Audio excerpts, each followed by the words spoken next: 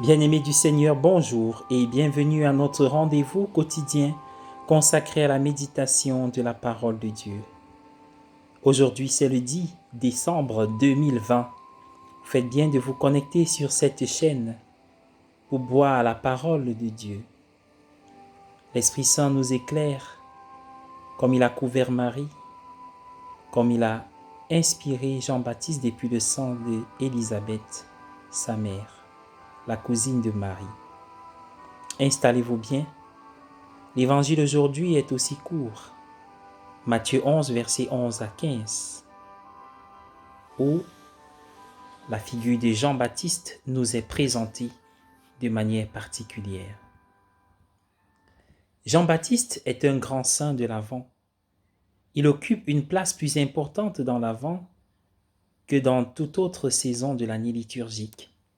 Dans la lecture de l'évangile de ce matin, Jésus parle de Jean en termes élogieux. Un plus grand que Jean-Baptiste n'est jamais né. Toutes les prophéties se sont dirigées vers lui.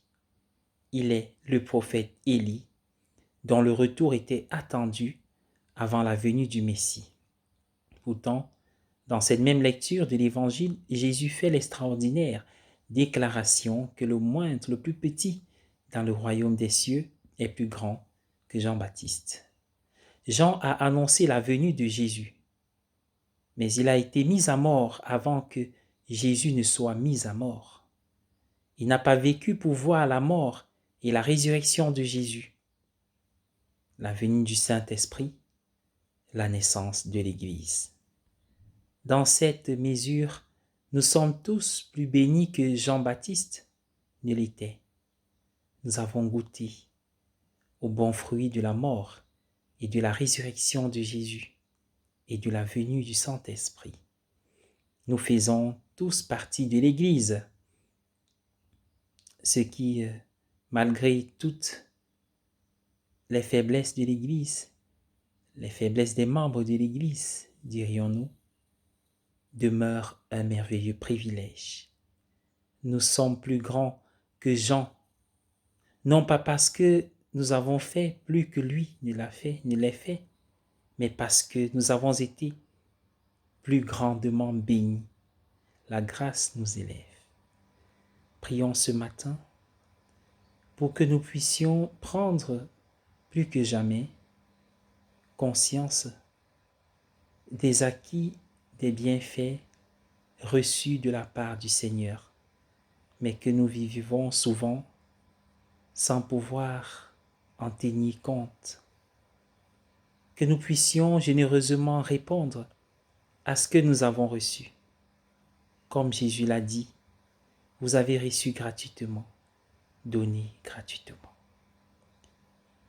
Je souhaite à tous une excellente journée dans le Christ notre Seigneur et je vous invite à chanter avec moi.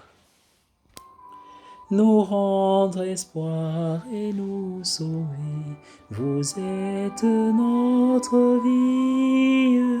Venez, venez, venez. Oh, Messie, nous rendre espoir et nous sauver, vous êtes notre vie. Venez, venez, venez. Ô Fils de Dieu, ne tardez pas, par votre corps donnez la joie à notre monde en désarroi.